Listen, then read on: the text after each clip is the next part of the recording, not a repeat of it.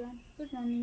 এখন করছি রান্না। তো কী কী রান্না করছি সেটাই তোমাদের সঙ্গে শেয়ার করলাম। রান্না বসিয়েছি এখানে ভাত, আর বাজারে গেছিলাম, মাছ এনেছি। তো দেখো এখানে বাটা মাছ ভাজা করছি, আর এনেছি হচ্ছে মৌকা মাছ। তো এটাকে অনেকে বরলি মাছও বলে। আর এখানে শাক আর সবজির জন্য করেছি উচ্ছে আলু। আর মেয়েকে আমি এইভাবে কোলে নিয়েই রান্না করি। তো কারণ ওকে একা একা এখন বসানো যায় না, ও উপর হয়ে এখন মানে হামাগুড়ি দিতে শিখে গেছে। তো দেখো এবছরের প্রথম বৃষ্টি, মানে তার জন্য আমরা ছাদে এসেছিলাম বৃষ্টি দেখতে।